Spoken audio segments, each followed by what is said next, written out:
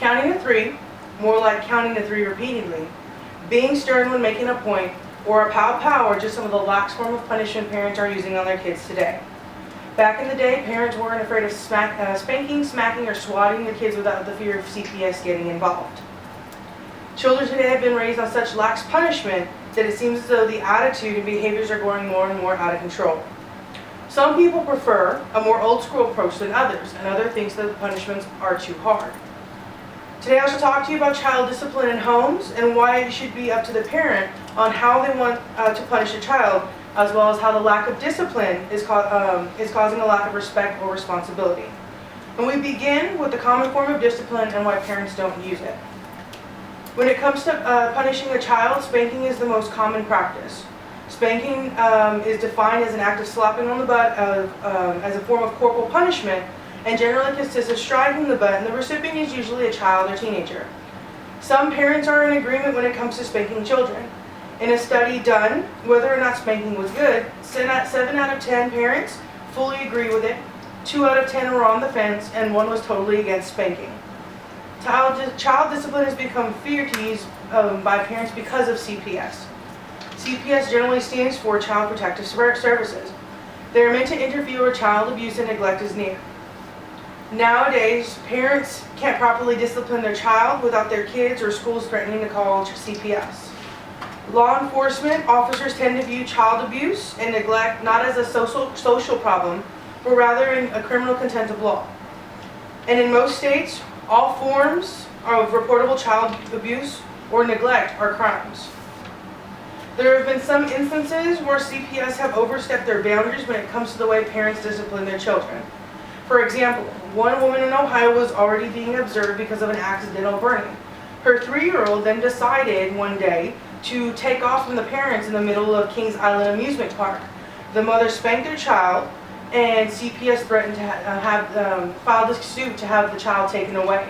But because the judge saw that it wasn't to an extreme extent and the child didn't require medical care, they dropped the case. Most studies show that spanking a child has long-term negative effects on children. They also show that has increased aggression and are likely to do poor in school. The question is now, how many of these researchers were punished as a child growing up? It seems odd that people who were spanked and ended up very capable and respectful adults are trying to justify that spanking is bad. Kids who aren't punished and have lax forms of lax punishment and a lax environment feel that they can get away with anything, and that they don't know any better. Case in point, a 16-year-old here in Texas gets away with killing 4 innocent people drunk driving. He was drunk driving with his friends. Him and his friends had stolen beer from a corner store, and they hit 4 idle people that were standing on the side of the road. He pled guilty but said he suffered from affluenza, meaning that his wealthy lifestyle and lack of punishment and discipline meant he didn't know right from wrong. This was the same kid who got away with being passed out drunk in the front seat of his car with an undressed 14-year-old in the back of his vehicle.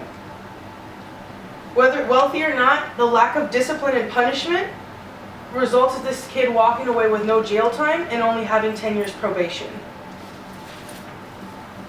Although I'm not a parent yet, I know my husband and I will raise our kids the same way we were raised. Honestly, I feel the tightening of rules and laws on child punishment as far as spanking goes is unnecessary.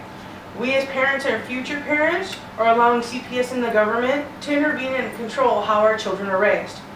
In Kansas, a state rep, Gail Finney, states she wants to restore parental rights and improve discipline. This would allow parents to spank their child with an open hand no more than 10 times and would restrict the use of any belts, switches, or closed fists.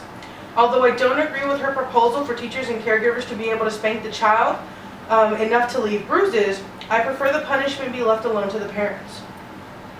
I'm sure that most people in this room were punished by their parents one way or another, and yet seem to be well-rounded adults and with respect for others. Some may also continue their ways, the ways their parents taught them, and choose to discipline their children as they have been disciplined. Spanking when needed and not overdone can help guide a child into a proper adult. Parents shouldn't be afraid to spank their child just because they threaten to call CPS. Our parents and our parents' parents were spanked growing up, and they turned out just fine. Shouldn't our future kids be raised the same way if their parents choose to do so?